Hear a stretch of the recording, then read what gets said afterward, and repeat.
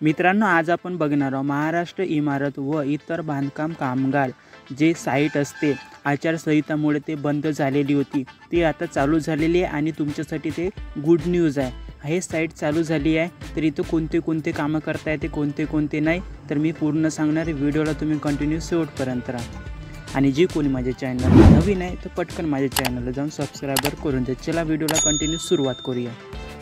बघा मित्रांनो, जे आचारसंहिता लागली होती ना, त्याच्यामुळे वेबसाईट हे बंद पडलेली होती। काही आपले जे भाऊ लोक होते ते हायकोर्टामध्ये कंप्लेंट झालेली होती। मग तिकडून त्यांचा आदेश आला होता की कोणते कोणते कामे करता येते, कोणते कोणते नाही, ते मी आता सांगणार आहे। व्हिडिओला तुम्ही नीट बघा आणि व्यवस्थित बघा।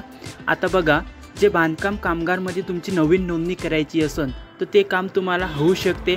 आणि बांधकाम कामगारची जे नोंदणी झालेली आहे आणि 1 वर्ष झालेलं आहे, तुम्हाला तिथं रिन्यूअल वगैरे करायचं असेल तर हे होऊ शकते। सध्या हे 2 कामे होऊ शकते आणि आता लवकरच आचारसंहिता संपणार आहे आणि आचारसंहिता संपल्यानंतर तुम्हाला पुष्कळ सारे कामं करायची आहे। तुम्हाला स्कॉलरशिप फॉर्म भरले नसेल तर स्कॉलरशिप, घरकुल, अजून पुष्कळ सारे या जे योजना आहे ते तुम्हाला लाभ मिळणारच आहे। आणि तुम्हाला जर नोंदणी नसेल केली असेल तर नोंदणी करून घ्या आणि तुमची नोंदणी करून 1 वर्ष झाला असेल तर तुम्ही अपडेट करून घ्या।